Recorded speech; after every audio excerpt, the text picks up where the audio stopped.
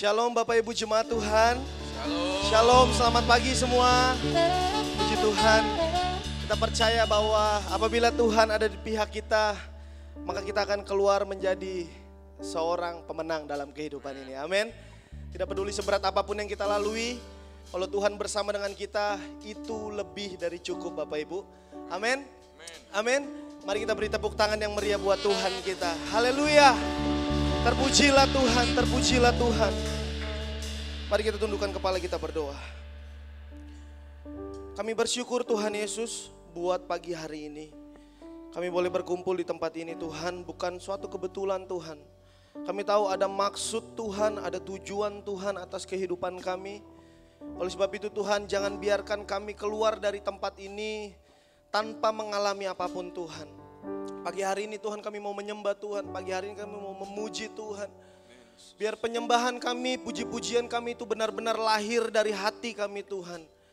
Lahir dari kesungguhan kehidupan kami, bukan sebatas rutinitas kami Tuhan. Ini penyembahan kami Tuhan, biar kiranya berbau harum di hadapan-Mu ya Bapa. Terima kasih ya Roh Kudus, terima kasih ya Tuhan. Terima kasih Tuhan, kami siap Tuhan. Dalam nama Yesus, amin.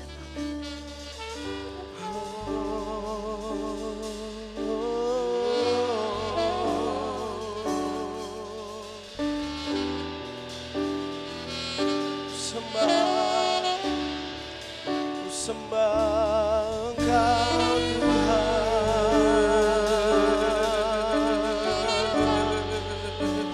ku sembah Engkau Raja. Mari Bapak Ibu sama-sama kita sembah Dia. Mari kita naikkan pujian kita kepada-Nya. Yang terbaik dari hati kami Tuhan, dari hati kami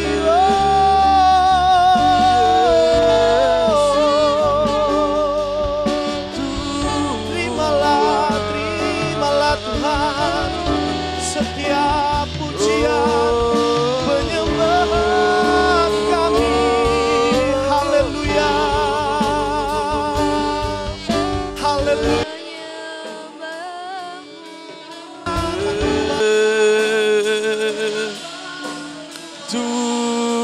Tuhan buat, haleluya, haleluya. Terpujilah, terpujilah, pujilah Engkau Raja di atas segala raja, Engkau Tuhan di atas segala. Segalanya bagi kami, Engkau segalanya.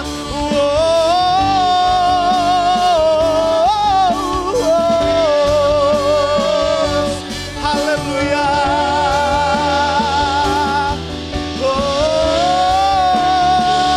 Terimalah pujian kami ya Tuhan Yesus.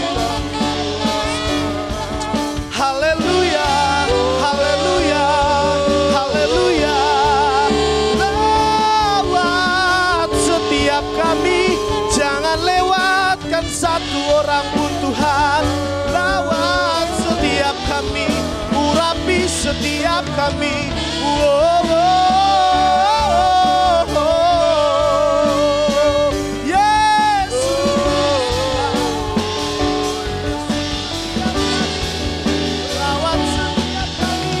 Mengalir, mengalir, mengalir kuasa Tuhan. Mengalir kuasa Tuhan, mengalir penuhi setiap kami.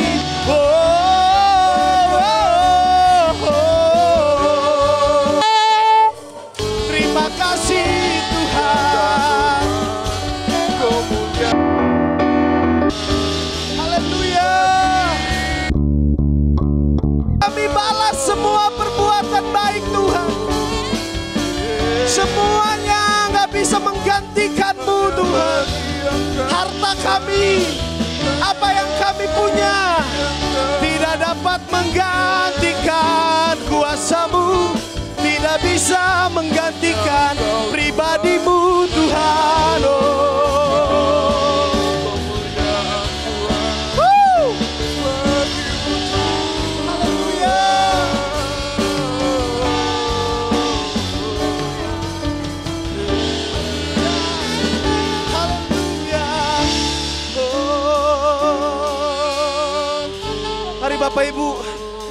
lewatkan kesempatan ini. Jangan biarkan lewat begitu saja. Tapi tangkap apa yang Tuhan mau dalam kehidupan kita. Mari sembah Dia, mari puji Dia. Sebab dengan apa kan kita balas semua perbuatan-perbuatan baik Tuhan. Selain dengan puji-pujian, penyembahan, pengabdian kita kepada Tuhan. Oleh sebab itu Bapak Ibu, mari tidak ada alasan untuk kita tidak menyembah Raja di atas segala Raja. Mari sama-sama kita beri tepuk tangan yang meriah buat Raja kita. Lebih meriah lagi buat Tuhan di atas segala Tuhan. Come on, haleluya. Haleluya. Terpujilah, terpujilah, terpujilah, terpujilah Tuhan Yesus.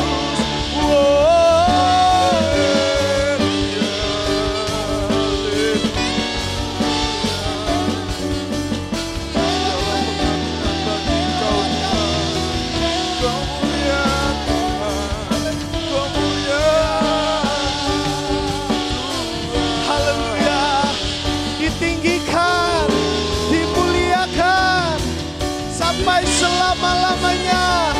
Nama Yesus Tuhan, nama Yesus pemenang, nama Yesus hanya namanya yang berkuasa di bumi dan di surga.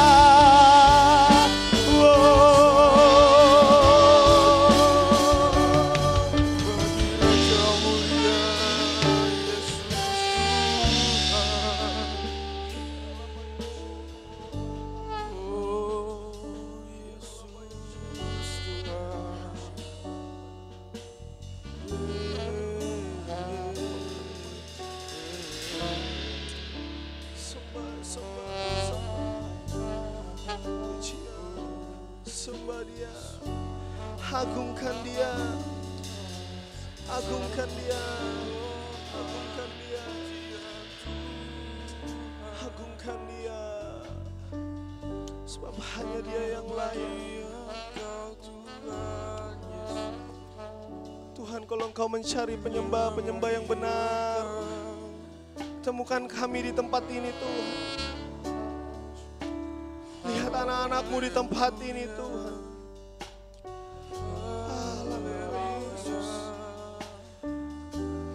Penyembah yang menyembah-Mu dalam roh dan kebenaran. Betapa nikmat hadirat-Mu, betapa indah hadirat-Mu.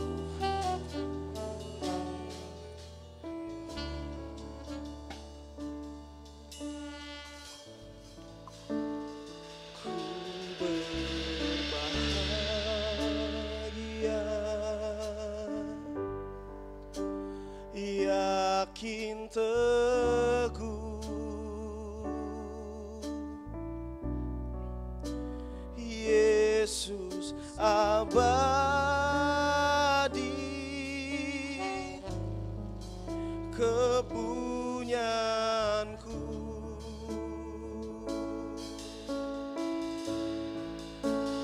Aku warisnya.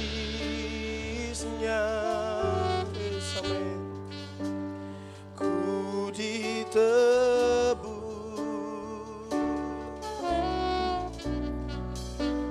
ciptaan baru,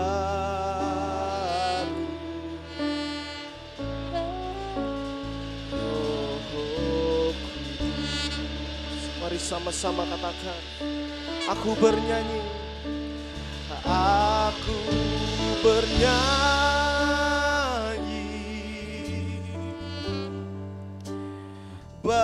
Bahagia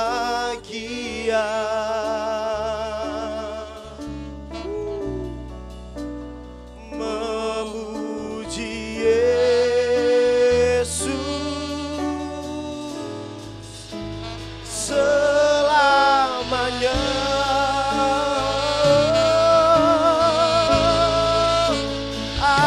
Aku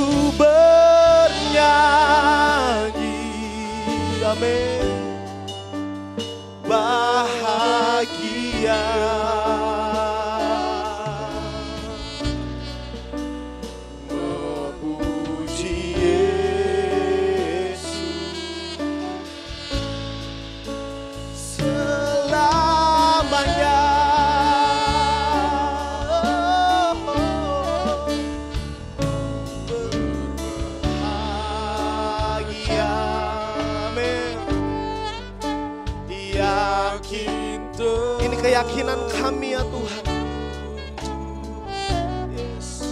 Yesus abadi, kepunyaanku.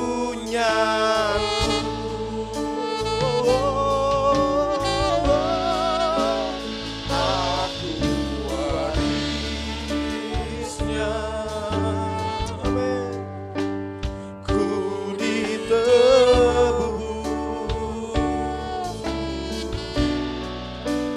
ciptaan. Mari sama-sama kita bangkit berdiri Bapak Ibu. Mari kita mau serukan. Haleluya. Aku bernyanyi, aku bernyanyi, bahagia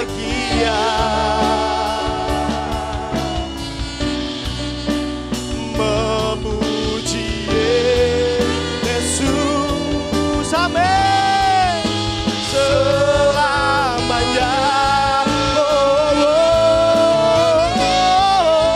Aku bernyanyi, terima kasih Tuhan, bahagia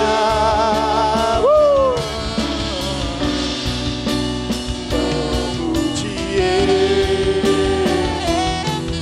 Sekali lagi sama-sama, aku bernyanyi, aku bernyanyi, yes, bahagia, amin, memuji Yesus selamanya, selamanya.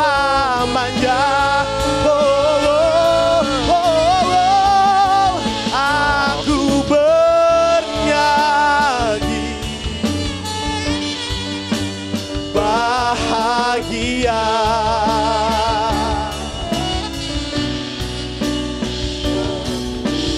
Yesus selama. Bapak Ibu jemaat Tuhan saja yang katakan, aku bernyanyi, bernyanyi,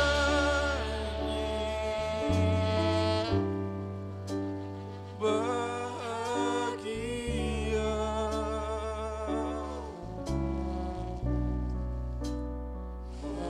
memuji Yesus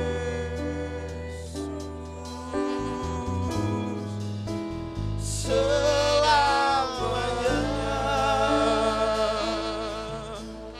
Aku bernyanyi, aku bernyanyi,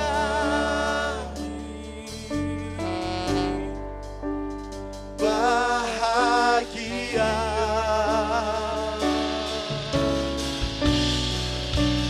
memuji Yesus selamanya. Aku bernyanyi, aku bernyanyi, bernyanyi, yeah, bahagia, haleluya, memuji Yesus selamanya.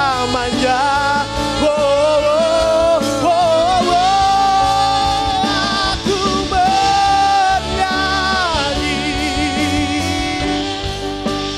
bahagia memuji Yesus selamanya.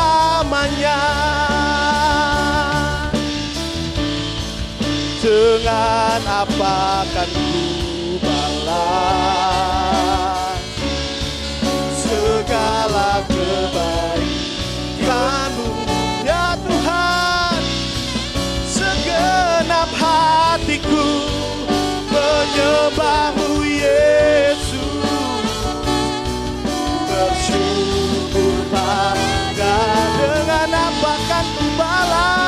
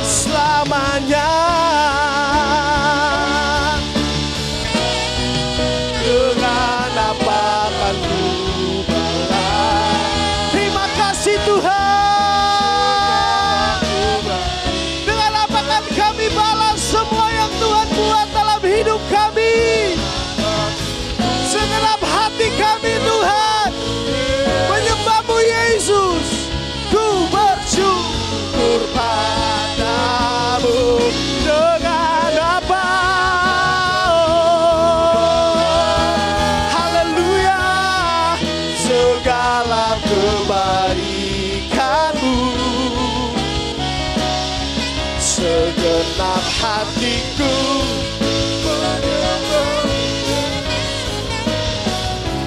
Ku bersyukur padamu selamanya. Beri tepuk tangan buat dia. Lebih dahsyat lagi. Come on Bapak Ibu. Sorak-sorai kemuliaan buat Raja di atas segala raja. Yesus namanya. Haleluya. Kami siap Tuhan untuk masuk lebih dalam lagi. Kami mau menyembah Tuhan lebih dalam lagi. Memuji Tuhan, menari, melompat hanya untuk Raja di atas segala raja. Oleh sebab itu biar engkau disenangkan melalui penyembahan puji-pujian kami. Hanya di dalam nama Yesus kami berdoa. Amin. Haleluya.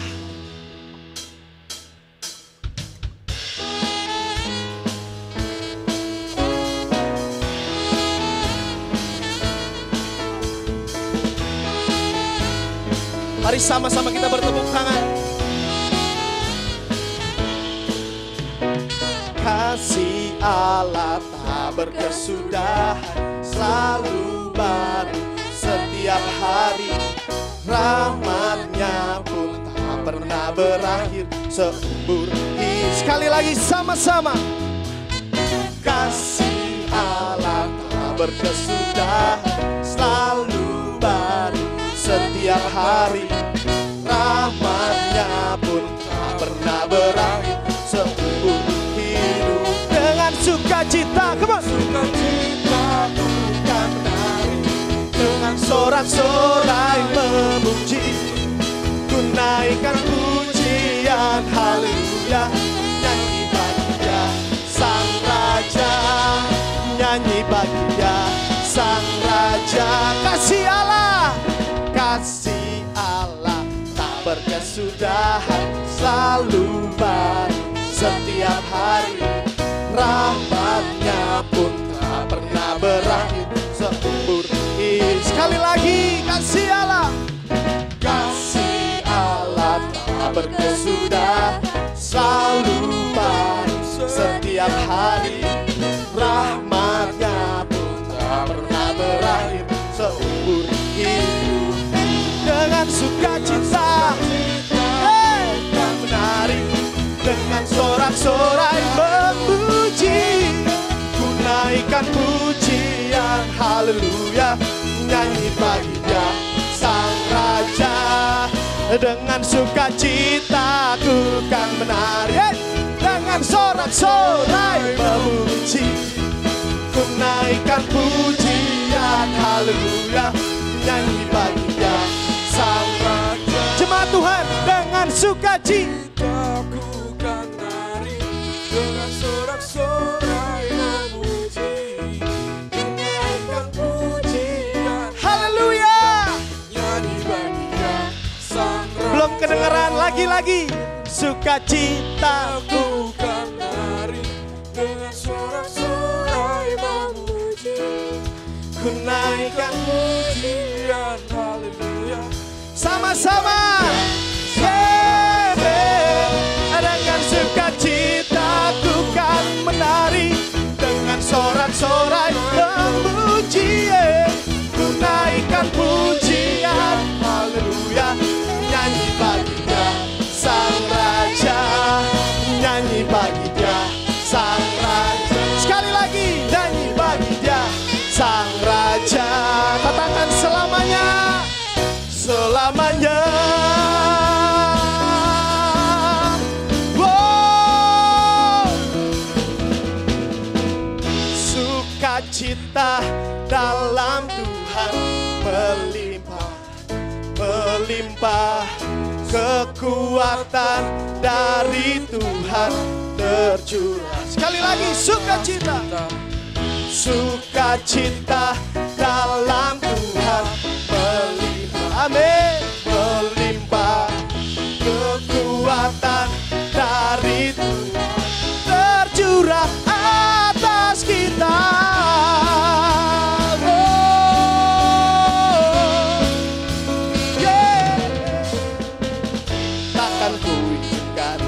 ketakutan. Karena imanku pada Yesus Tuhan, tak ada alasan tawar hati.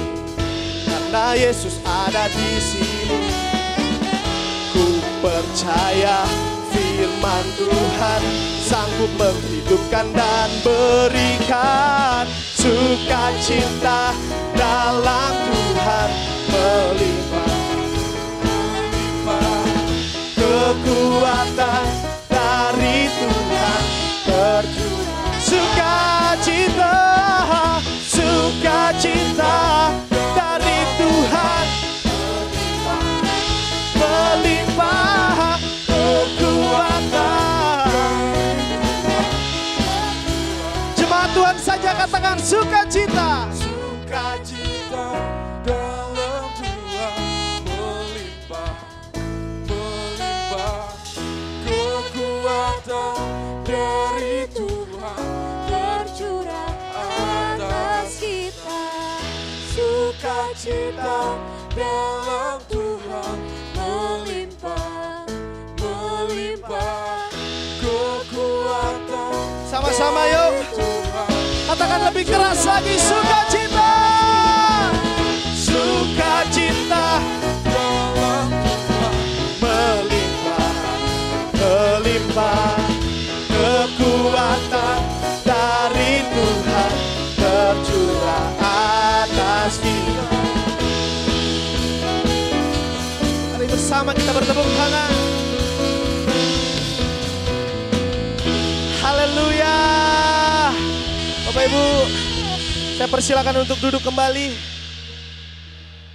Kita akan mendengarkan kebenaran firman Tuhan.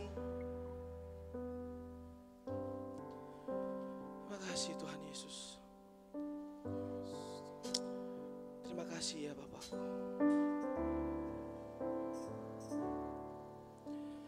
Aku dan seisi rumahku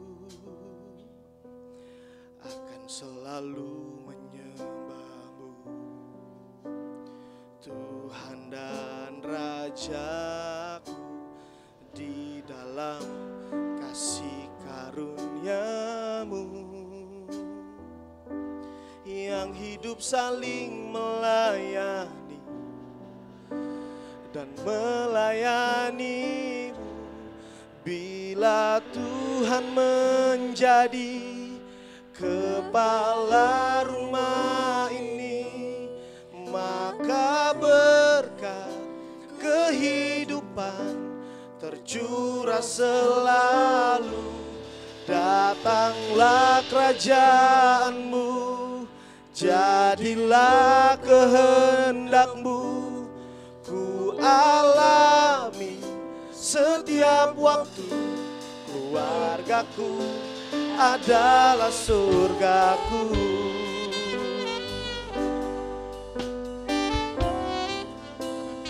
Kita naikkan pujian ini. Aku dan seisi rumahku, amin, akan selalu menyembah-Mu, Tuhan dan Raja-Ku, di dalam kasih karunia-Mu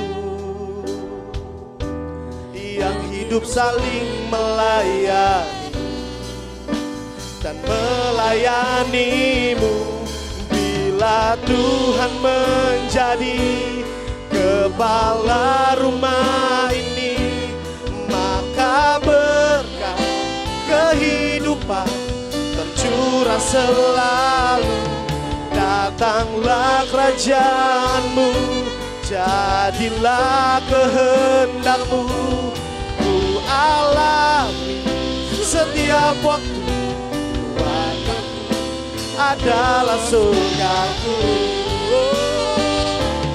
Bila Tuhan menjadi kepala rumah ini, maka berkat kehidupan tercurah selalu.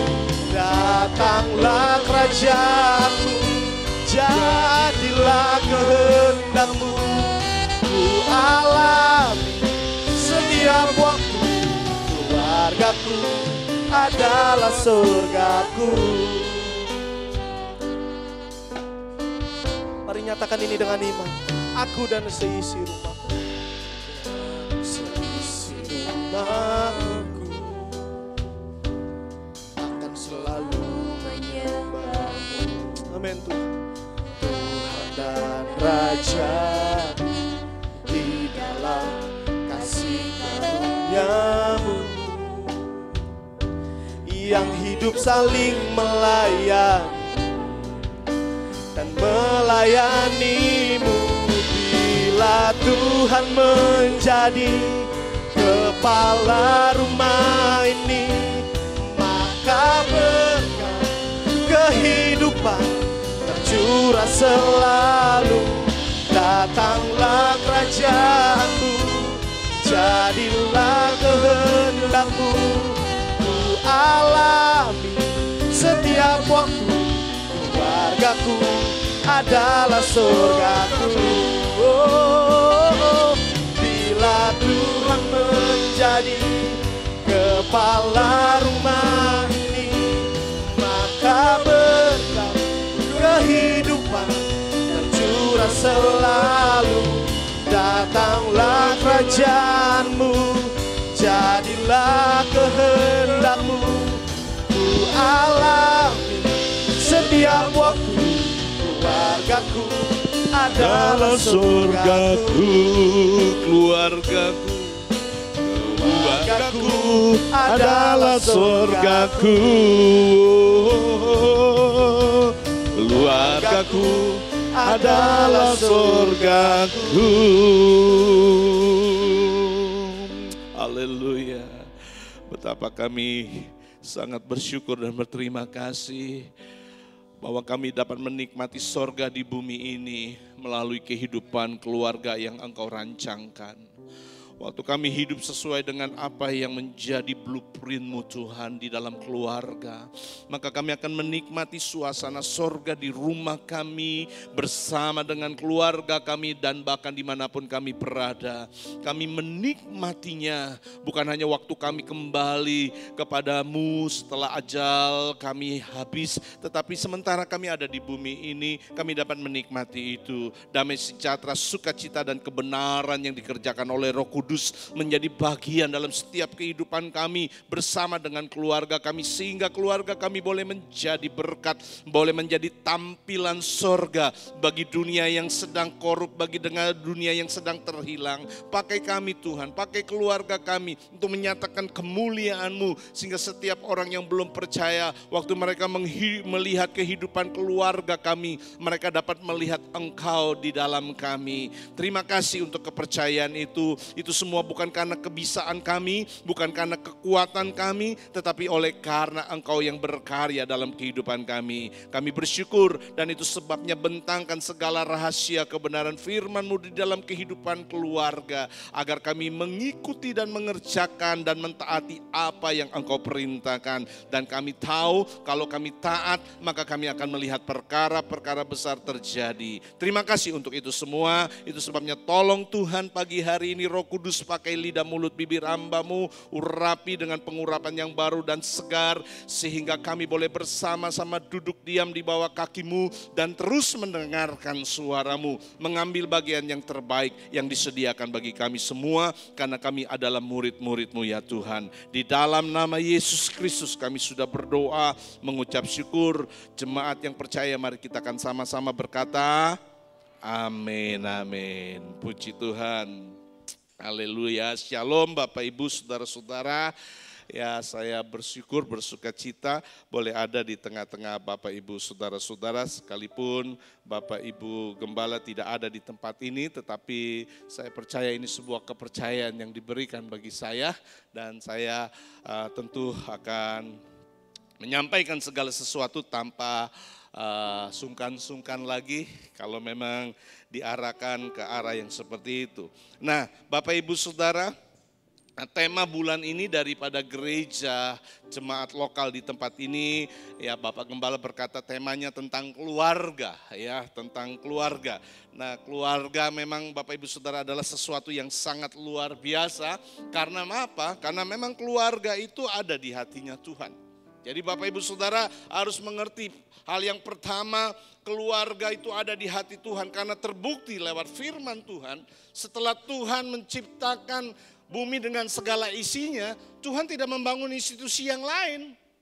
Tuhan tidak membangun lembaga pemerintahan, Tuhan tidak membangun bangsa ataupun negara.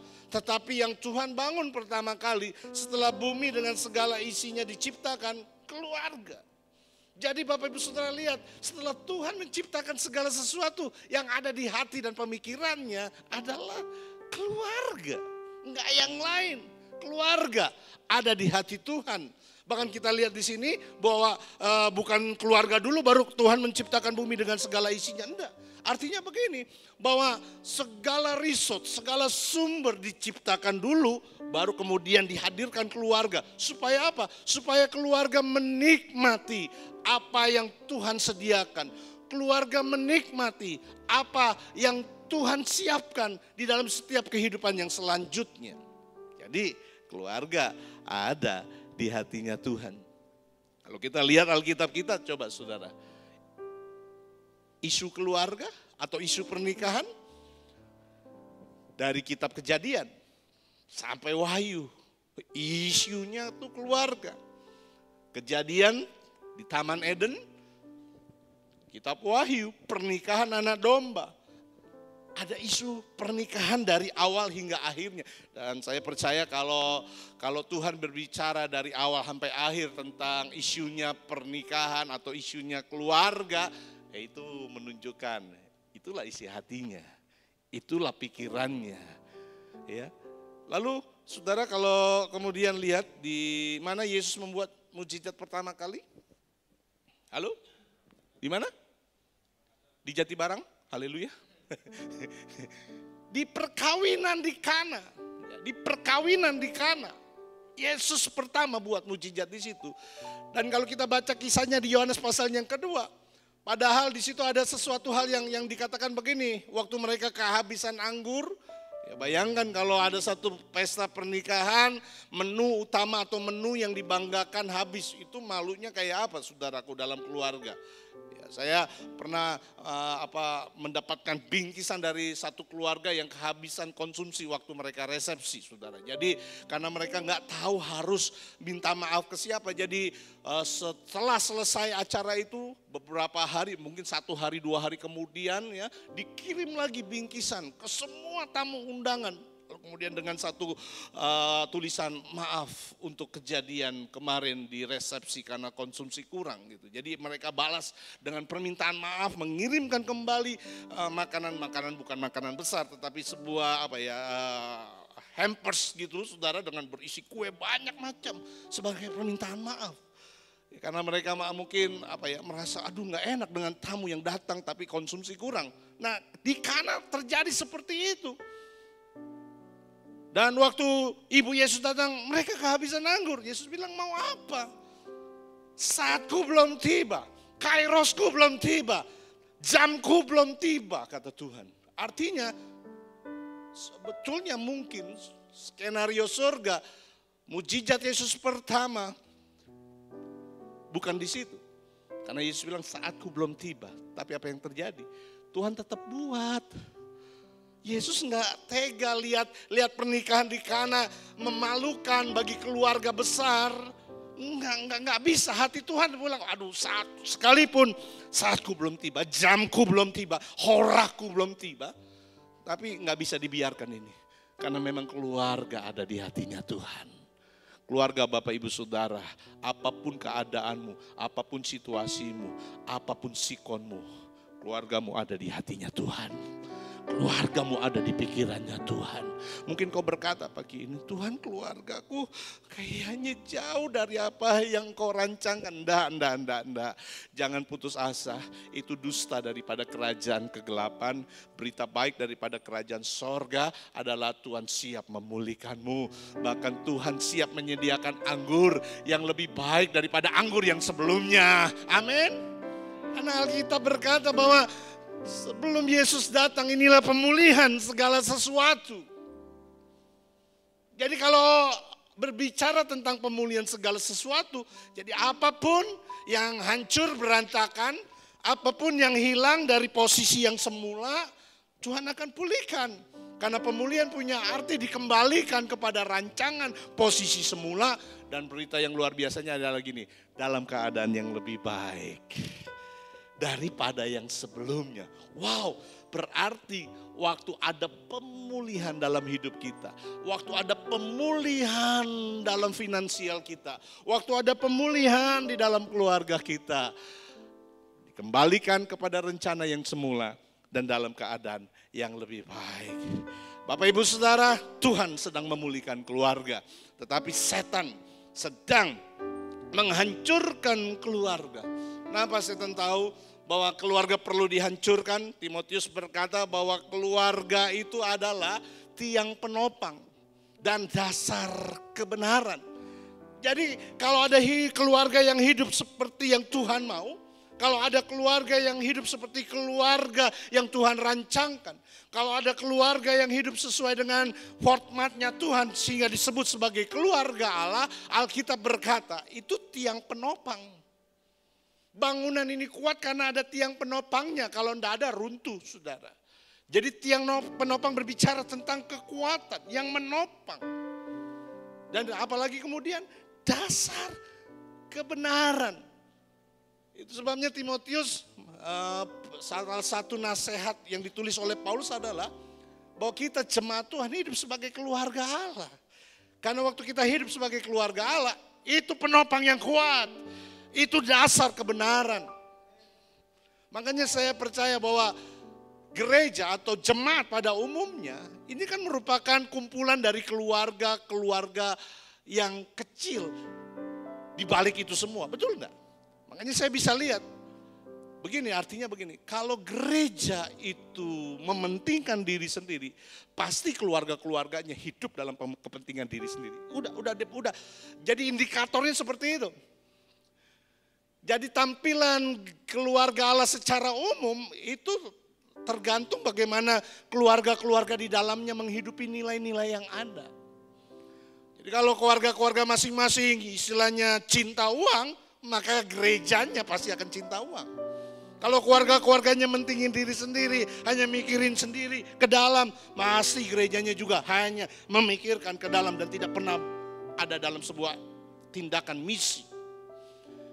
Kalau keluarga-keluarga jemaat, keluarga-keluarga yang tidak peduli dengan orang-orang terhilang, maka gereja itu pun juga akan begitu.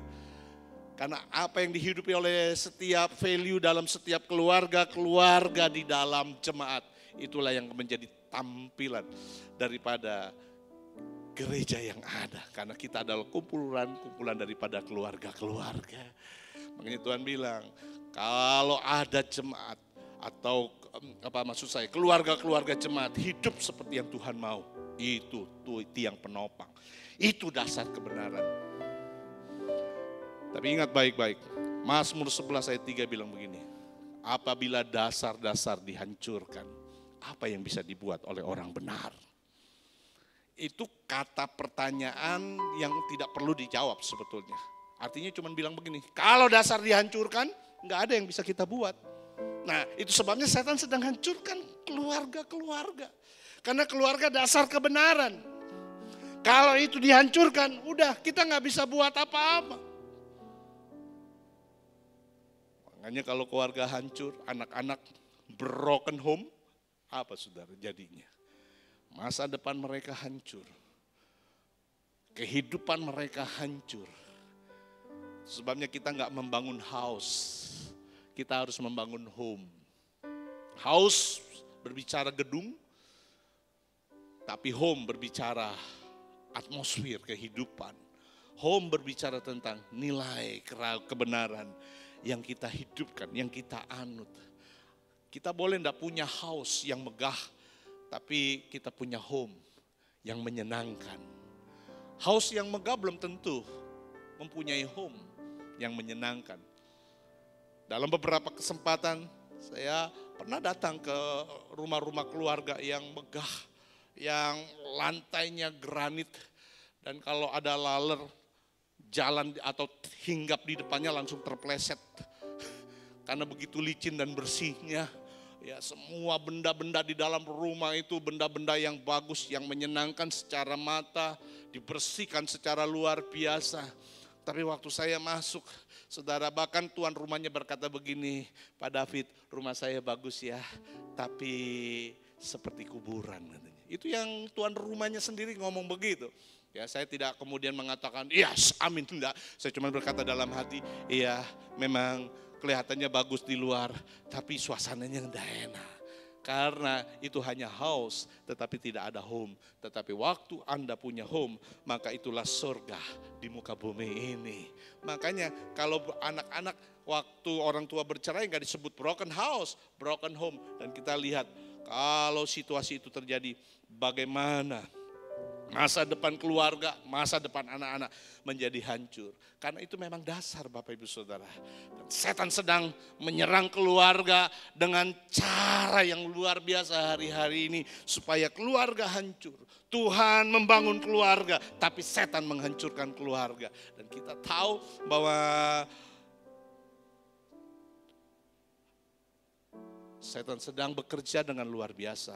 Supaya mari pagi ini kita mau belajar. Kalau setan menyerang, maka kita perlu masuk dalam sebuah cara kerjanya kerajaan Allah. Yang saya sebut pagi ini sebagai sebuah rahasia besar. Saya sudah menyiapkan PowerPoint, ya, tapi sementara di komputer di gereja tidak terdetek gitu ya, tidak terdetek. Padahal di rumah semalam saya sudah lihat, saya sudah simpan dan aman. Tapi waktu sampai di sini tidak terdetek. Entah flash disk saya yang kena virus atau memang di komputer itu ada virus sehingga dia tidak mau baca. Ya, tapi tadi udah dipindahin ke laptop juga tidak mau baca. Atau jangan-jangan juga laptopnya juga kena gitu ya. Jadi kalau sudah kena virus ya sudah. Mungkin ada hal yang nggak bisa dibaca. Tapi saya berharap Bapak Ibu Saudara tetap bisa mengikuti. Amin. Ada PowerPoint atau tidak ada PowerPoint, tidak ada masalah. Itu hanya alat bantu. Halo, halo. Jangan sampai kemudian tidak ada PowerPoint.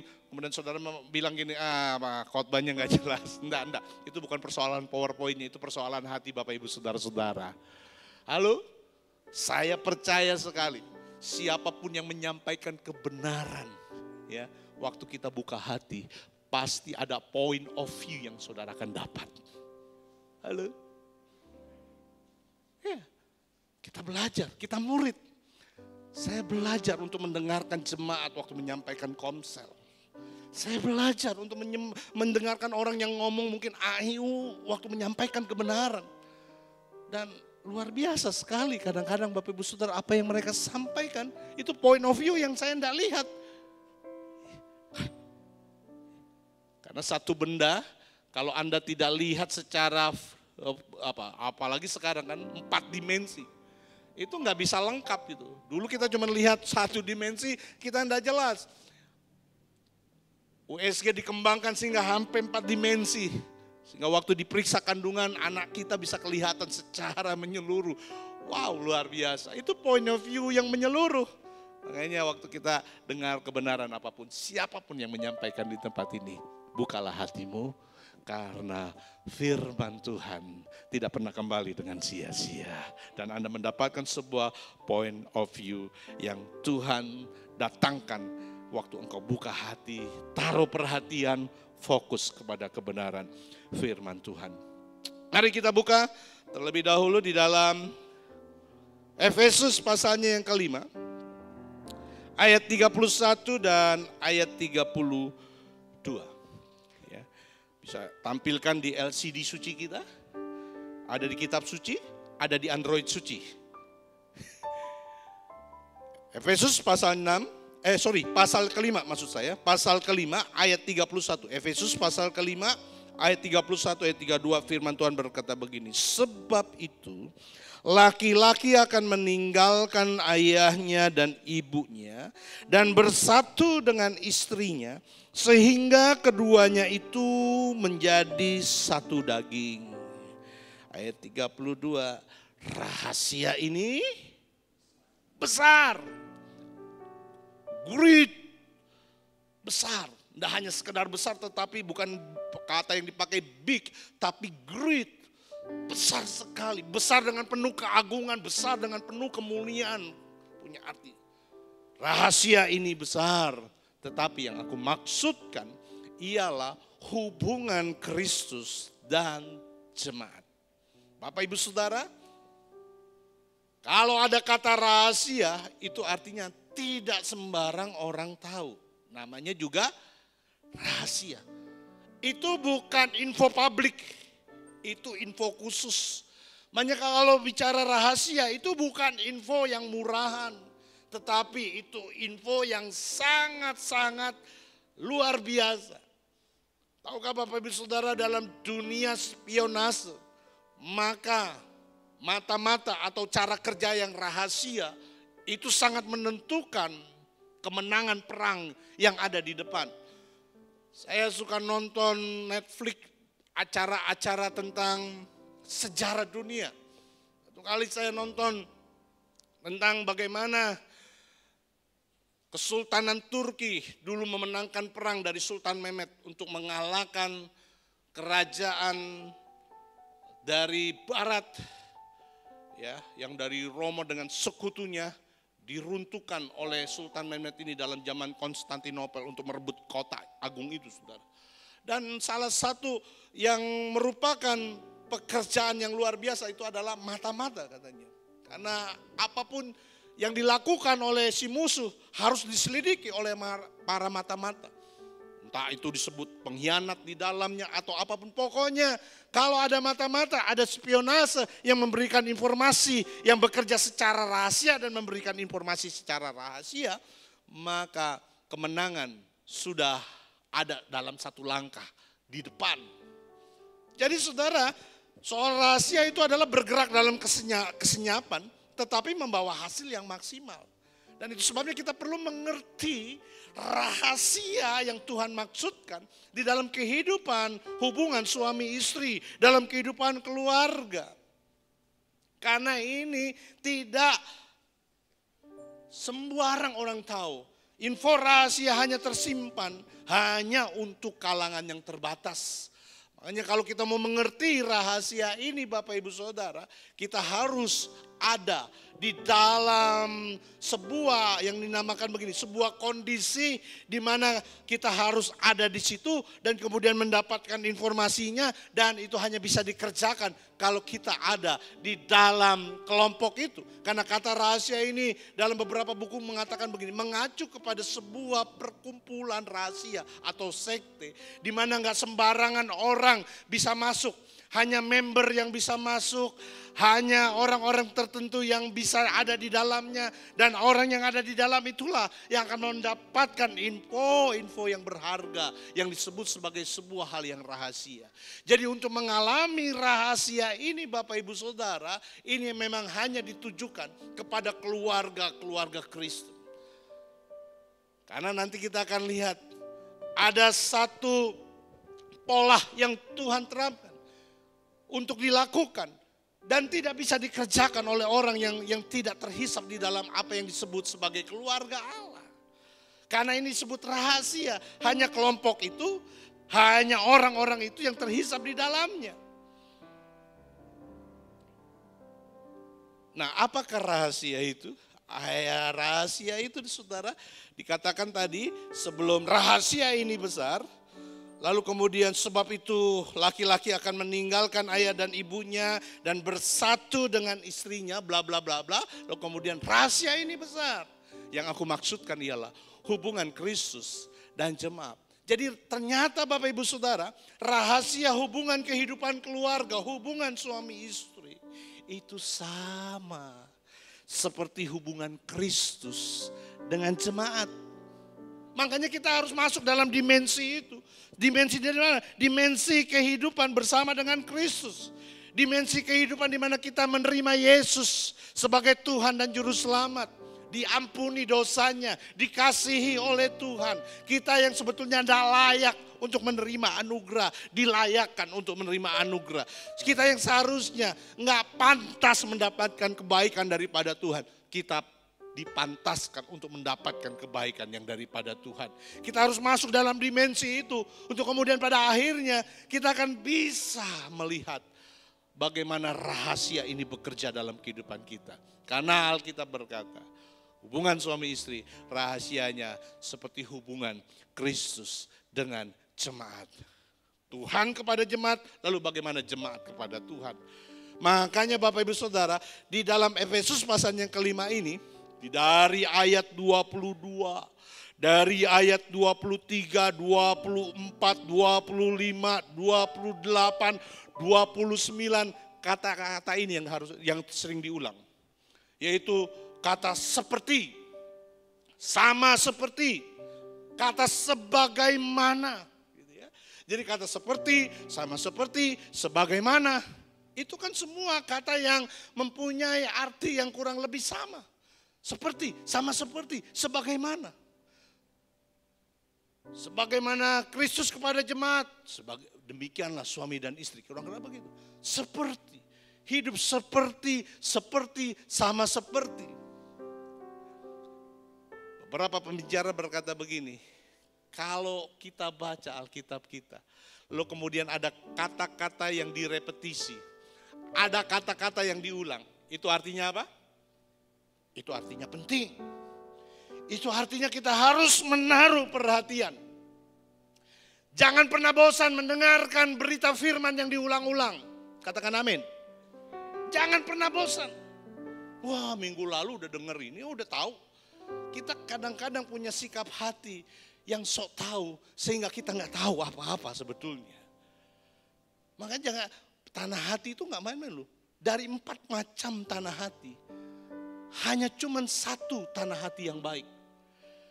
Dari 4 macam tanah hati, hanya 25% tanah hati yang siap untuk menerima firman. Bahkan dari 25% itu diklasifikasi lagi kan. Ada 30, ada berapa? 60, ada yang 100. Itu bicara kualitas hati. Tapi kadang-kadang sering sekali ayat itu diplesetkan untuk bicara tentang berkat. Diberkati 30, 60, 100 kali lipat. Kita tuh terlalu suka main berkat-berkatan, saudara. Padahal gak ada hubungannya itu. Ayat itu cuma bilang 30, itu bicara kualitas hati. Saudara hanya bisa dapat 30% ya kalau saudara menyiapkan kapasitasmu 30. Tapi kalau engkau menyiapkan kapasitas hatimu 100, seberapapun kosongnya hatimu, sebanyak itulah Tuhan akan puaskan engkau. Akan penuhkan kehidupanmu. Makanya firman Tuhan berkata, barang siapa yang lapar dan haus akan kebenaran, mereka akan apa? Dipuaskan, bukan hanya dikenyangkan, tetapi dipuaskan. Kata dipuaskan itu bukan soal bicara kenyang, enggak, tapi puas. Itu bicara all whole, itu berbicara menyeluruh. Ada orang hidupnya kenyang tapi nggak pernah puas-puas, saudara.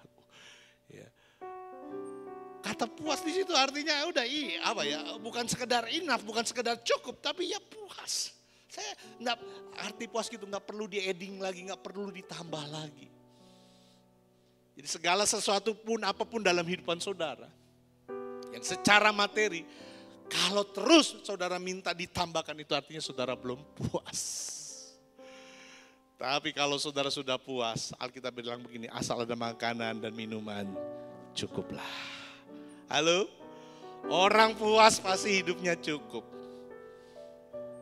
Ya, kalau soal materi kita harus puas, kita harus cukup. Tapi kalau soal Tuhan dengan rencananya kita nggak boleh pernah puas. Halo? Harus terus cari yang Tuhan mau. Ya. Jadi saudara lihat di sini ternyata itu kata repetisi. Itu artinya penting. Sama seperti, sebagaimana, ya. Seperti, Nah, apa rahasianya? Ya memang rahasia itu ternyata seperti hubungan Kristus dengan jemaat. Bagaimana hubungan Kristus dengan jemaat? Alkitab berkata itu bicara tentang satu kesatuan. Jadi rahasia hidup dalam hubungan suami istri, hidup dalam keluarga, itu adalah kita terus belajar hidup dalam satu kesatuan. Karena Alkitab berkata rahasianya seperti Kristus dengan jemaat. Bukankah Kristus dengan jemaat hari ini adalah hubungan yang satu kesatuan? Christ in you, bahkan Tuhan di dalammu. Dan Tuhan mau Dia di dalam kita, kita di dalam Dia, Dia di dalam kita. Itu artinya seperti Yohanes bilang begini, kalau engkau begitu engkau akan berbuah banyak. Itu artinya bicara tentang satu kesatuan yang tidak terpisahkan. Kita tubuh, Dia kepala. Waktu kita tidak menyatu, itu zombie, saudara. Saudara pernah lihat tubuh jalan sendiri-sendiri tanpa kepala? Hanya di film, Tren to Busan, saudara. Ya, atau World Jet, saudara. Tanpa kepala bisa jalan, itu zombie.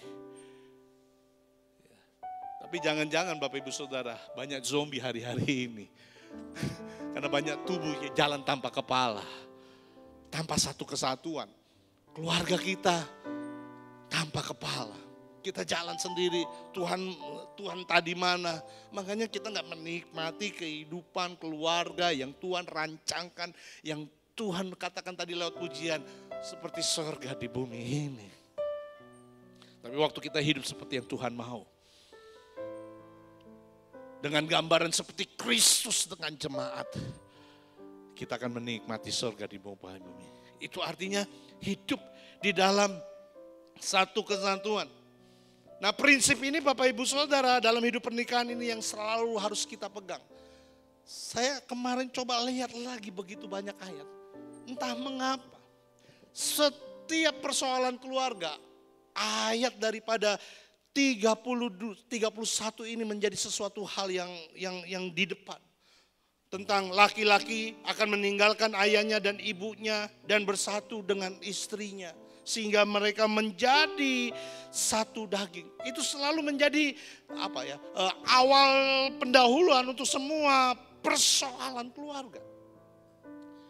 Dalam Matius pasal 19, waktu ada orang bertanya kepada Yesus, bolehkah seorang laki-laki atau suami menceraikan istrinya? Itu pertanyaan jebakan. Orang Farisi memang selalu banyak suka berdebat dan menjebak Yesus dengan ayat-ayat kebenaran. Makanya ke jemaat Tuhan, jangan jadi Farisi. Jadilah pelaku kehidupan. Jadilah pelaku firman. Halo, kok ada yang marah sih? Kalau saudara cuman orang yang diisi pengetahuan dan tidak pernah lakukan firman, saudara itu paling banyak protesnya. Saudara itu akan paling banyak kritiknya. Saudara itu akan banyak lihat jeleknya. Tapi waktu engkau menjadi pelaku-pelaku firman, engkau gak akan punya spirit yang seperti itu. Ya. Penonton sama pemain biasanya lebih pintaran penonton atau pemain? Penonton. Kevin suka main bola ini, saya tahu ya, papanya teman saya di sekolah Alkitab. Jago bola, saudara. Saya juga punya kakak ipar pemain bola nasional, Jesse Mustamu. Sekarang jadi coach di Lombok Football Club. Ya kemarin 2 minggu yang lalu kami berkunjung ke sana. Ya. Oh saudara coba kalau lihat nonton bola, pertandingan bola, final World Cup. Wah saudara yang main apa itu? Argentina lawan Brasil, wah main. Biasanya waktu mau cetak gol, saudara bilang, ya, out. Wah, harusnya ke sini. Wah, bodoh sekali sih mainnya. Nendangnya kok ya gitu. Saudara karena saudara nonton, coba saudara main. Bukan saudara kejar bola, bola kejar saudara. Lari baru bolak-balik aja. Apalagi gak pernah olahraga, apalagi gak pernah jalan pagi kan gitu ya. Kita kan kalau nggak pernah olahraga, suruh jalan 1 kilo kira-kira gimana? Kita kalau nonton, banyak sok protesnya. Jadi jemaat kalau banyak protesnya, itu pasti kita bilang penonton. Coba lihat kiri kanannya ada penonton apa enggak? Oh enggak, bilang engkau pelaku firman. Amin. Saudara marah ya? Mari kita salibkan dia. Pelaku. Ini Farisi mencoba Yesus. Boleh nggak orang menceraikan istrinya? Ayat ini lagi muncul. Sebab itu laki-laki akan meninggalkan ayah dan ibunya dan bersatu dengan istrinya sehingga mereka menjadi satu daging. Apa yang sudah dipersatukan oleh Allah tidak boleh diceraikan oleh manusia. Karena sejak semula tidaklah demikian. Karena memang ternyata untuk kita menghidupi kehidupan keluarga yang Tuhan kehendaki, patron kita tidak pernah bisa berubah dari apa yang kata sejak semula, yaitu perkawinan di Taman Eden, saudara. Hari ini dunia berubah, standar berubah, acuan moral berubah. Dan orang mencoba mengkompromikan situasi dan keadaan hari ini untuk kemudian istilahnya minta restu dari Tuhan bahwa ini boleh terjadi. Enggak, firman Tuhan bilang begini, sejak semula enggak begitu. Jadi kalau kemudian hari ini enggak seperti sejak semula yang Tuhan rancangkan, Matius 19 cuma bilang begini, itu karena kekerasan hati kita aja. Itu karena tegar tengkuknya kita aja. Itu karena kita nggak mau izinkan Tuhan memulihkan keluarga kita aja. Itu cuma karena kita keras. Itu cuma karena kita batu, degil hati kita. Nah, kata degil itu punya arti poro, degil. Melihat dan melihat tapi tidak mengerti. Mendengar dan mendengar tapi tidak memahami. Makanya tidak ada alasan bagi keluarga Kristen bercerai dengan alasan apapun juga. Halo? Amin? Itu standar sejak semula. Kita nggak bisa bilang tapi. Kalau dia bilang tapi itu artinya kita mencoba memberikan kata sisipan dalam prinsip sejak semula. Makanya Tuhan bilang, untuk hubungan suami istri ini selalu menjadi standar prinsip yang dari sejak semula. Rahasia besar standarnya apa? Prinsip sejak semula. Satu kesatuan.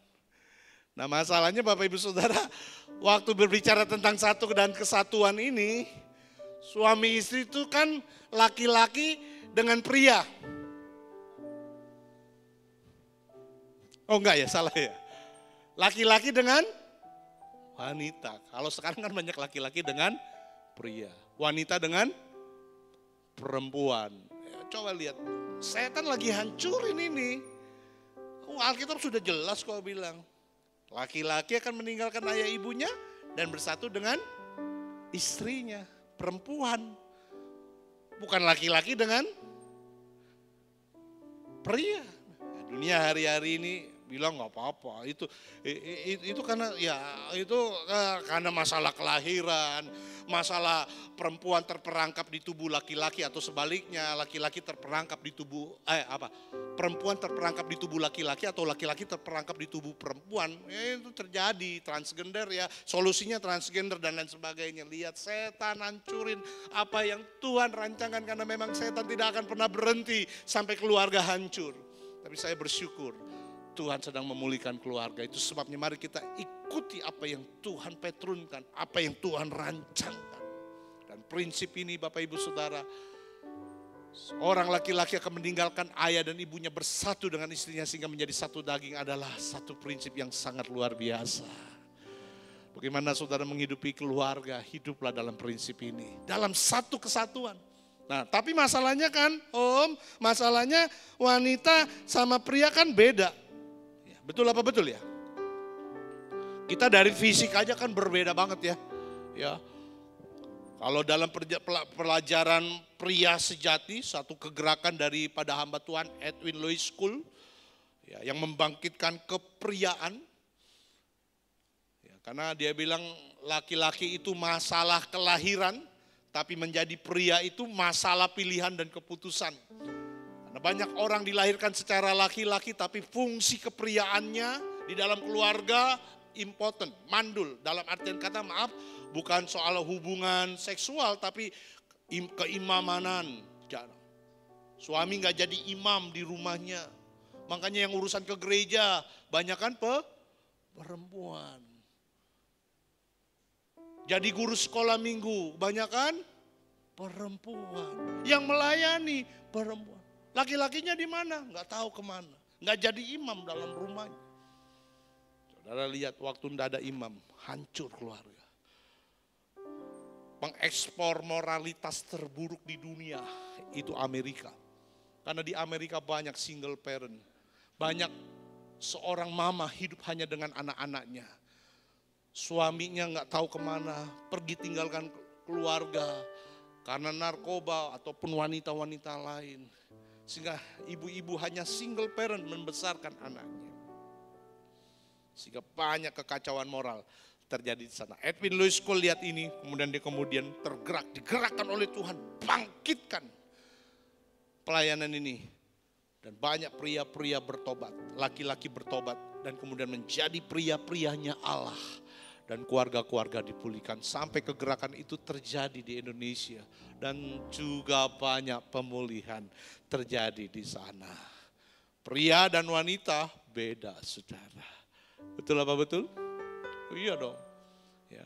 Dikatakan bahwa wanita itu punya otak itu terhubung dengan lebih baik. Ya. Saraf otaknya terhubung dengan lebih, karena memang wanita itu makhluk connecting. Makhluk hubungan, pribadi hubungan. Sehingga memang dia punya cara kerja otak itu terhubung dengan lebih baik daripada pria. Makanya jangan main-main sama the power of mak-mak. Mereka bisa kerjakan banyak hal dalam satu waktu. Gendong anak, terima telepon sambil masak. Oh, itu ibu-ibu bisa tuh. The power of mak-mak, jangan main-main. Kalau pria disuruh begitu, makanan hangus, anak nangis, orang ngomong di telepon apa saudara nggak tahu. Kita pria nggak bisa gitu. Makanya kalau lihat istrimu lagi susah ngurusin anak rumah tangga, bantuin. Kalau istrimu lagi ngomel itu sinyal dia sedang butuh support. Mungkin Anda nggak perlu bantuin secara teknis, tapi engkau berkata, yes mama bisa, yes mama bisa. Haleluya. Wanita tuh beda dengan pria. Makanya kalau beda suruh satu kesatuan, kalau nggak ada Tuhan, wah repot Bapak Ibu Saudara. Halo, halo, ini sumber konflik. Karena kita berbeda dan kita nggak tahu harus mesti bagaimana. Pria tuh coba kalau lagi telepon, ya terus kemudian istrinya ajak ngomong, bingung saudara. Bingung. Antara mau dengerin suara istri atau dengar suara telepon. Itu bisa beda. Pria itu kan juga nggak bisa melihat secara rinci, saudara. Karena dia autofokus cara pandangnya. Wanita widescreen.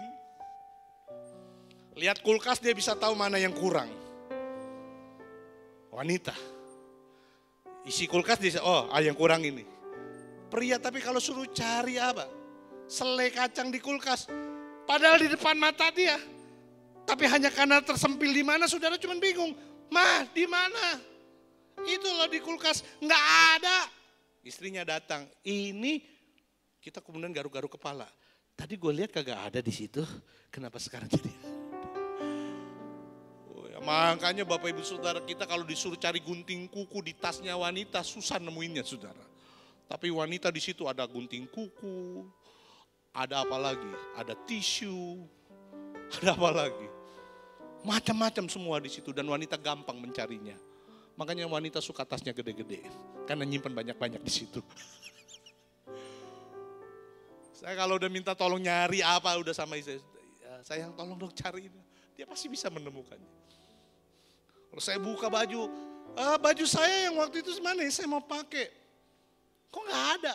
Ada di situ di sebelah yang ini. Nggak ada. Dia datang. Ini apa? Loh tadi kayaknya tersembunyi. Kenapa tiba-tiba bisa ada? Kenapa dia bisa jadi tukang sulap tiba-tiba? Abrakadabra, koprok-koprok jadi apa? Oh saudara, wanita dan pria beda. Ya wanita pakai perasaan, pria pakai logika. Waduh saudara, kita ini adalah pribadi yang berbeda. Tapi Tuhan bilang jadi satu kesatuan seperti Kristus dengan jemaat. Gimana bisa? Makanya Tuhan bilang rahasia ini besar.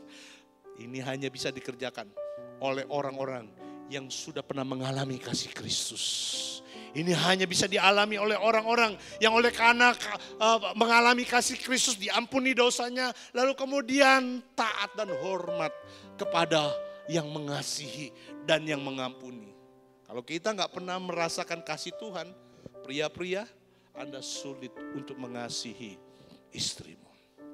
Tapi kalau engkau pernah mengalami pengampunan daripada Tuhan, maka engkau juga akan bisa ampuni dan mengasihi istrimu apapun situasi dan kondisinya.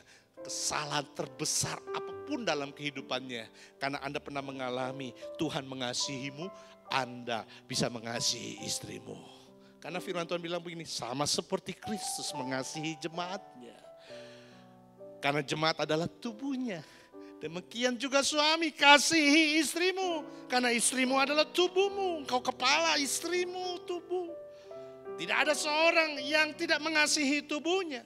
Jadi mengasihi istri, mengasihi tubuh kita. Makanya kalau ada suami mengasihi istri, gak perlu diminta, istri pasti akan tunduk. Istri pasti akan hormat. Sama seperti jemaat menghormati Tuhan. Itu mekanisme ilahi yang terjadi secara supranatural di dalam dunia natural. Keren. Kita gak perlu cari, suami itu gak perlu cari minta istri hormati. Enggak, tugasmu ngasihi aja. Sama seperti Kristus mengasihi jemaat. Dengan otomatis istri akan tunduk dan hormat kepada suami. Nah perintah ini kan Tuhan tahu, Tuhan yang menciptakan kita. Apa sih kebutuhan pria? Kebutuhan pria dihargai, dihormati. Kebutuhan istri apa? Dikasihi, dicintai, diperhatikan. Kalau kita ngomong banyak kan, ada 5 bahasa kasih. Ya temukan saja gimana bahasa kasih kita buat istri. Apa bahasa kasihnya? Dan kalau kita tahu itu bahasa kasihnya, mungkin pemberian, mungkin kata-kata pujian atau waktu yang berharga. Apa kebutuhan? Karena masing-masing tentu bisa berbeda antara perempuan seorang atau ya wanita yang satu dengan wanita yang lain. Tapi sebagai suami kita bisa mengetahui dan berikan akan hal itu. Waktu dia dapat bahasa kasihnya, dia merasa dikasihi dengan secara supranatural di dalam dunia natural maksud saya. Dia akan hormatin suaminya. Dia akan hargai suaminya. Kita berbeda. Kalau nggak ada Tuhan bahaya kita. Halo? Ya kan? Pria tuh kalau wanita lah. Wanita itu ya, sini saya ada selainnya. Kalau lihat warna Bapak Ibu Saudara, dia bisa lihat warna apa? Marun, scarlet, dark red, itu ya. Dia bisa beda-bedain, ini warnanya ini merah terong, ini merah muda, ini merah tua, ini merah marun, ini merah. Kalau kita pria, merah aja udah. Halo, apa nih warnanya? Merah, padahal merah muda, tapi kita sebut merah. Ini apa? Merah terong, kita merah aja. Oke, kalau pria itu pakai baju ya bisa aja, baju Senin pakai itu, nanti dicuci sebentar, Rabu pakai itu lagi. Nggak ada masalah buat kita. Halo? Tapi wanita kan karena lihat warna macam-macam. Dia mau hadir ke sebuah pesta, dia bilang, "Papa, bajunya sudah lama semua." Loh, yang kemarin kan baru jahit. Enggak, itu kan baru sekali, udah dipakai. Di pernikahan ini, di pernikahan itu. Beli dong yang baru. Nah itu wanita karena suka warna banyak, saudara. Kalau kita mau pernikahan siapapun, baju yang seperti apapun, itu pernah dipakai, itu dipakai, nggak ada masalah, tetap aman kita. Halo, ya Jokowi pakai pakaian kerja putih, kemana-mana dia putih. Sampai pemimpin G7 sama-sama pakaian putih juga, terluar biasa. Pak Jokowi memberikan trendsetter kepada kepala-kepala negara yang biasanya pakai jas. Mereka akhirnya pakai juga baju putih, celana casual, saudara. Haleluya. Pria dan wanita beda, saudara. Ya, Tuhan menciptakan perbedaan untuk saling melengkapi dan mendukung. Makanya kita nggak asal masalahin perbedaan, karena memang kita diciptakan berbeda. Halo? Mazmur 139, Tuhan menenun kita dalam kandungan ibu kita. Kata menenun di situ punya arti memang disentuh dengan tangan. Coba lihat penciptaan manusia, disentuh dengan tangan. Bumi dengan segala isinya dengan by the words, hanya oleh firman. Berkatalah Tuhan, berfirmanlah Tuhan. Dan maka itu jadi. Tapi waktu Tuhan menciptakan manusia, diambilnya tanah dan dibentuknya. Kata dibentuk itu punya arti disentuh dengan tangan. Wanita gimana? Wanita juga sama. Diciptakan diambil tulang rusuk pria, dibungkusnya dan dibangunnya lah seorang perempuan. Kata dibangun sama dengan kata dibentuk di situ dalam bahasa aslinya. Jadi artinya ada sentuhan tangan. Makanya 139 di Mazmur bilang begini, kita ditenun di dalam kandungan ibu kita. Itu artinya ada sentuhan tangan Tuhan. Kata menenun di situ juga punya pengertian, dikerjakan dengan tangan. Ternyata kita ini bukan produk pasal Bapak Ibu Saudara. Kita produk one by one. Dan dari kata menenun di situ juga, maka saudara, ya ada seorang yang menyelidiki, kalau orang menenun dengan tangan, khususnya tenunan karpet, di daerah-daerah Turki khususnya Timur Tengah, ternyata begini, simpulnya di dalam setiap hasil tenunan tangan, simpulnya berbeda. Di titik yang berbeda, di tempat yang berbeda. Pasti begitu. Wah, saya teringat Tuhan ciptakan kita ditenun dalam kandungan ibu kita. Kita diciptakan dengan berbeda seorang dengan yang lain. Itu sebabnya gak ada masalah dengan perbedaan. Karena memang Tuhan menciptakan perbedaan untuk saling melengkapi, untuk saling mendukung. Tapi iblis memakai perbedaan untuk menghancurkan. Makanya kalau kita gak ngerti, ini kita berbeda Pak, suami istri, ya jelaslah berbeda. Maka kita akan lihat perbedaan itu akan saling untuk menghancurkan. Karena kita maunya bukan perbedaan, kita maunya persamaan. Gak bisa. Itu dari contoh-contoh yang praktis tadi saya sudah katakan, udah berbeda kita. Perasaan dan logika kita aja melihat sesuatu aja udah beda, jauh, aduh. Apalagi kita dididik dari keluarga yang berbeda, latar belakang yang berbeda, pendidikan yang berbeda, ya kan? Jangankan keluarga yang beda, keluarga yang satu aja, adik dengan kakak pun juga bisa beda enggak? Beda. Kembar identik saja sekalipun tampilan fisiknya sama. Tapi minat, perasaan, hobi dan kemudian interaksi beda. Saya punya jemaat, dia punya cucu kembar. Dia, mamanya bilang beda pada itu. Padahal mukanya sama. Yanti, iya beda. Si Michelle begini, si Giselle gini, namanya memang Michelle dan Miracle. Rachel dan Michelle namanya. Ya. Anak ini dikasih nama Miracle. Karena memang itu keajaiban. Lahirnya itu prematur, kecil sekali saudara, kecil. Mungkin nggak ada sepanjang tangan, setengah kecil. Tapi hari ini anak-anak itu tumbuh besar. Jadi anak-anak yang energik pasti. Makanya dikasih nama Miracle. Ya saya panggil itu cucu saya itu ya. Opa Dev gitu ya. Karena jemaat memang sering sekali ya saya menempatkan diri, jangan panggil saya siapapun ya. Kita keluarga. Jemaat dibawa pulang walaupun tidak banyak, kita sedang menghidupi nilai-nilai keluarga. Yang nggak mau hidupi nilai keluarga pasti akan keluar dengan sendirinya. Seleksi alam terjadi di sana, saudaraku.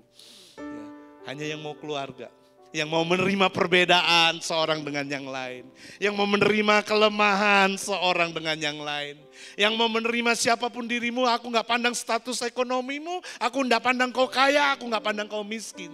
Aku keluargamu.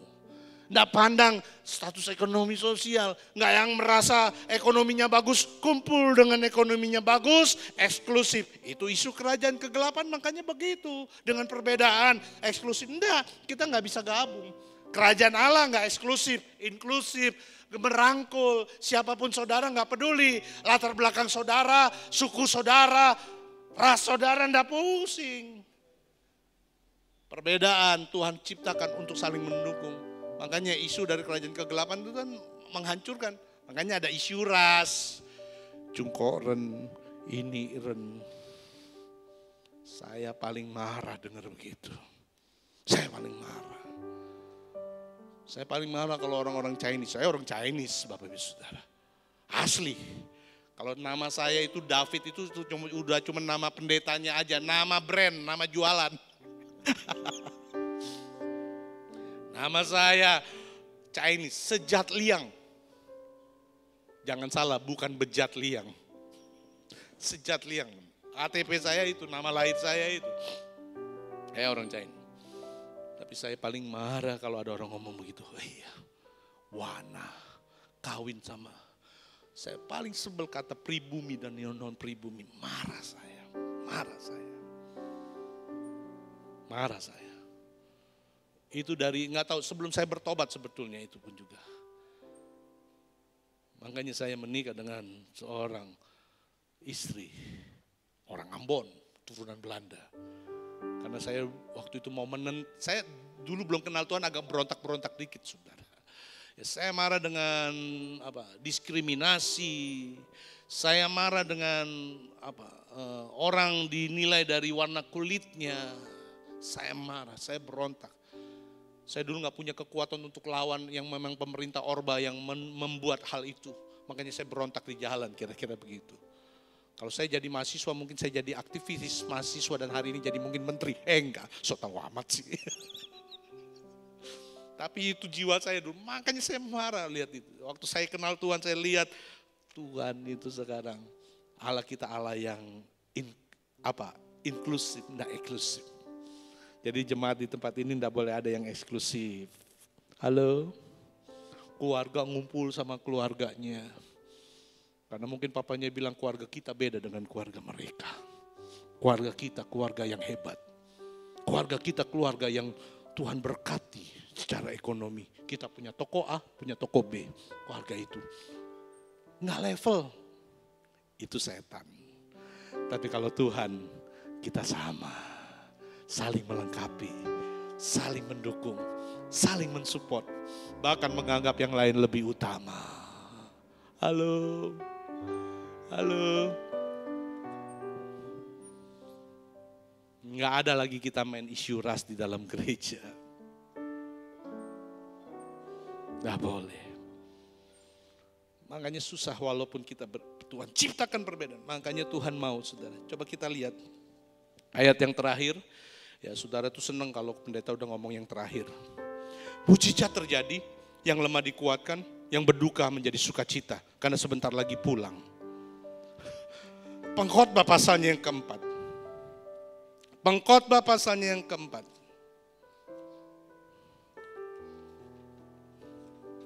Ayatnya yang ke-12.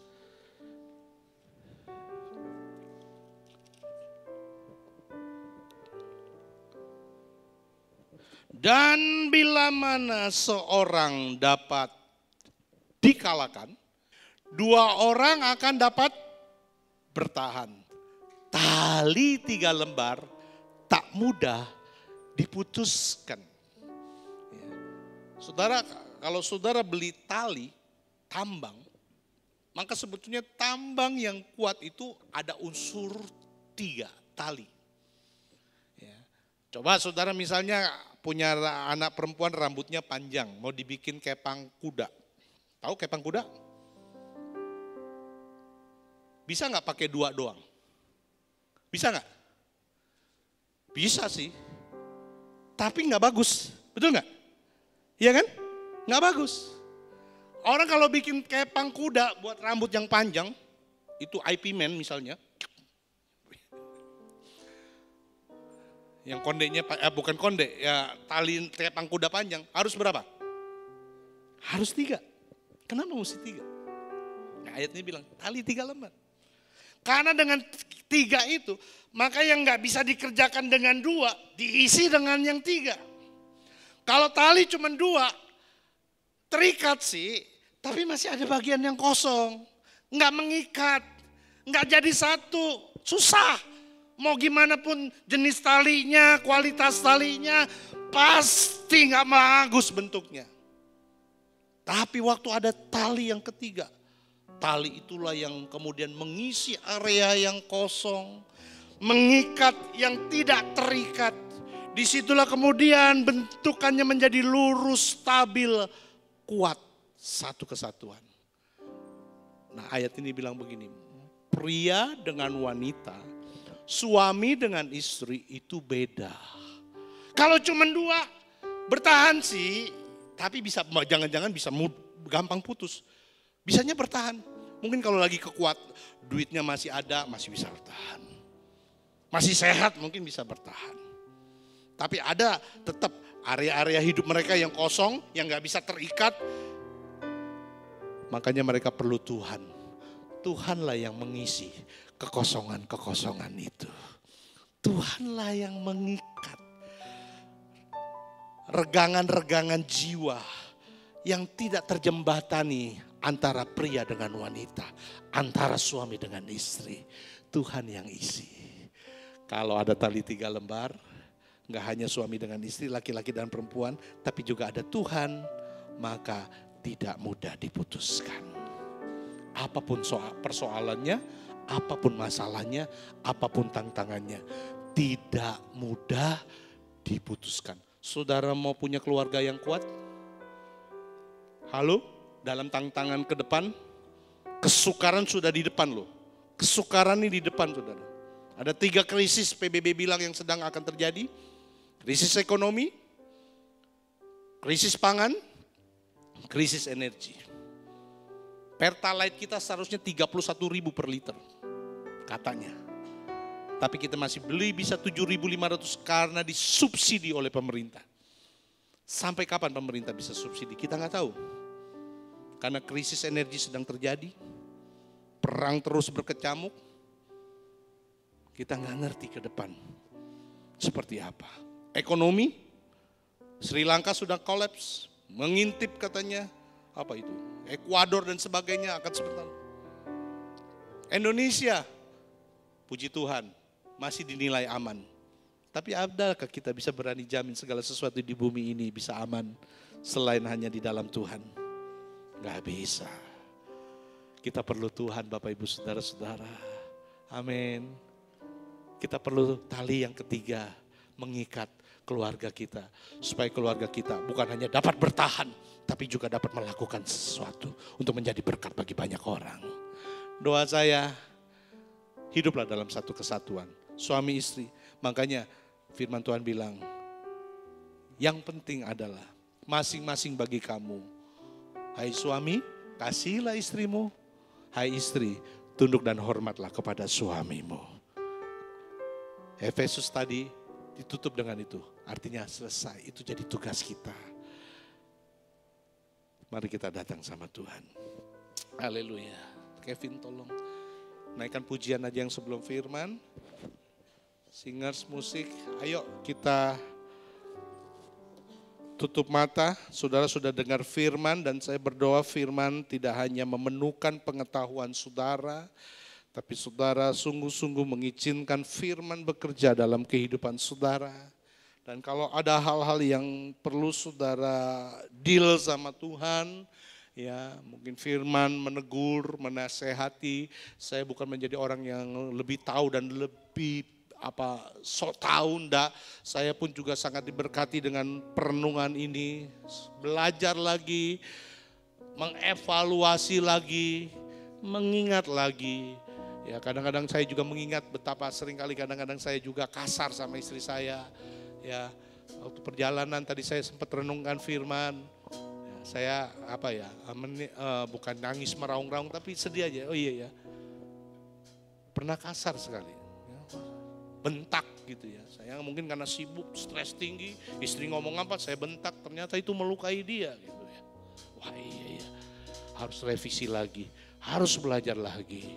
Kita harus terus belajar karena kita memang murid-murid Tuhan. Nah, saudara, kalau ada yang diingatkan sama Tuhan dalam satu kesatuan, konflik yang tidak terselesaikan, saudara mungkin belum libatkan Tuhan. Izinkan Tuhan bekerja dalam keluargamu. Izinkan Tuhan, cari Tuhan terlebih dahulu, jangan cari siapapun. Ya, cari firman Tuhan, cari Tuhan. Ya. Kalau perlu bantuan orang ketiga, baru setelah itu, setelah engkau cari Tuhan, setelah engkau datang sama Tuhan, baru mungkin kalau perlu bantuan orang ketiga, monggo. Tapi Dia Bapa dan kita anak-anak saudara.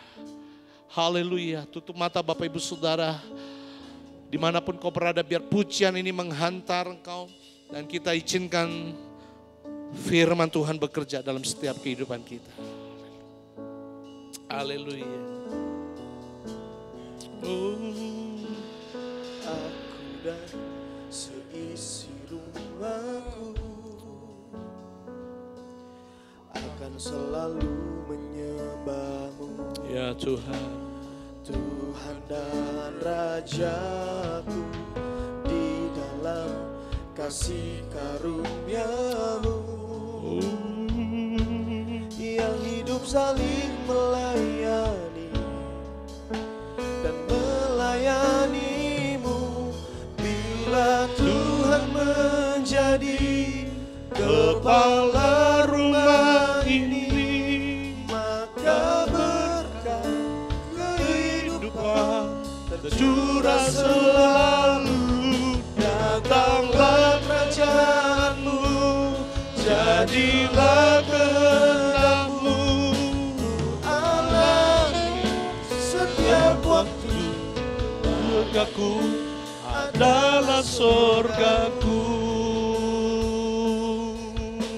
Mari kita bangkit berdiri bersama-sama. Aku dan seisi rumahku. Ya, bawa setiap keluargamu di hadapan Tuhan pagi ini. Oh, Tuhan dan kalau ada suami dan istri, mari datang. Dan kalau kau duduk bersamaan, mari persembahkan keluargamu, seisi rumah tanggamu, kau menikmati surga di bumi ini. Oh, terima kasih Tuhan. Tuhan menjadi kepala rumah ini, maka berkat kehidupan tercurah selalu. Datanglah kerajaan-Mu, jadilah kehendak-Mu. Ku alami setiap waktu, keluargaku adalah surgaku. Tuhan kepala rumah. Bila Tuhan menjadi kepala rumah ini, maka berkat kehidupan tercurah selalu. Datanglah kerajaan-Mu, jadilah kehendak-Mu. Ku alami setiap waktu, keluargaku adalah surgaku. Sekali lagi, janjikan pujian ini. Tuhan menjadi biar surga ada di keluargamu. Surga kau nikmati. Karena Tuhan jadi kepala rumah tangga kita. Surah selalu. Datanglah kerajaan-Mu, jadilah kehendak-Mu. Ku alami setiap waktu, keluargaku adalah surgaku. keluargaku adalah sorgaku. Keluargaku adalah sorgaku. Terima kasih Bapa di surga, hamba berdoa supaya setiap firman yang kami dengar mendatangkan iman, karena iman timbul dari akan firman-Mu. Dan kami mau mengikuti apa yang menjadi rancangan dan kehendak-Mu dalam kehidupan berkeluarga. Terima kasih Engkau menciptakan kami dengan begitu dahsyat dan begitu rupa.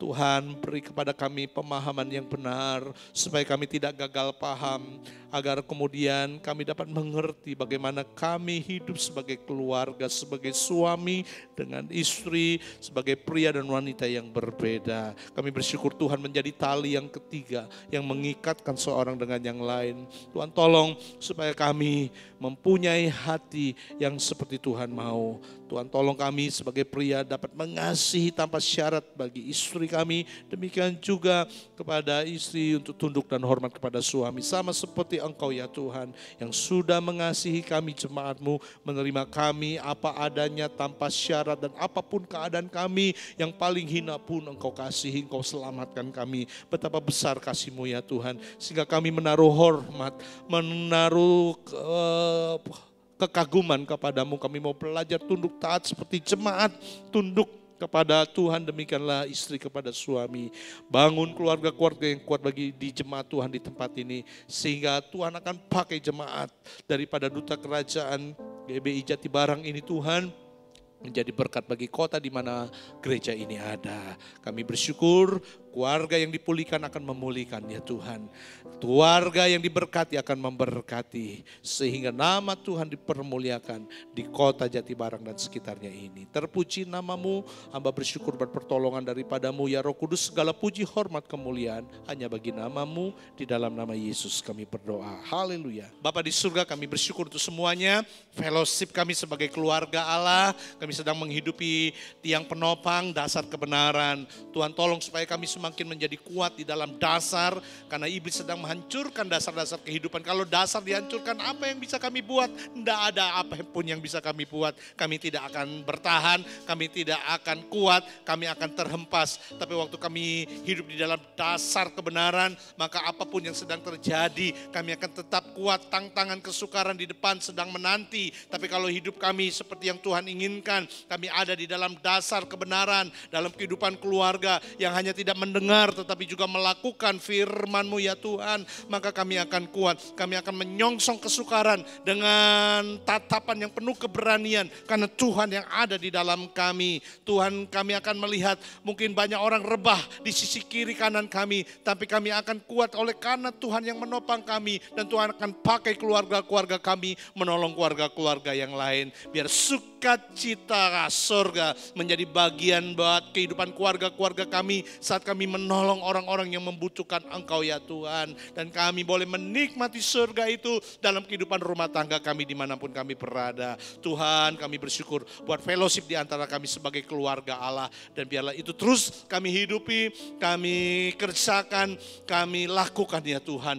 Menjadi sebuah gaya hidup surga yang bekerja di jemaat Tuhan di tempat ini. Tuhan juga akan memberkati persembahan kami, seperti kami akan bawa dengan penuh sukacita. Kami tidak mau datang dengan tangan yang kosong, dengan tangan yang hampa, tetapi kami memberi hidup kami memberi harta yang Tuhan percayakan kepada kami untuk bagi pekerjaan Tuhan di tempat ini, maupun hal-hal misi yang Tuhan akan percayakan kepada gereja ini. Kami ingin tabur di ladang yang subur ya Tuhan.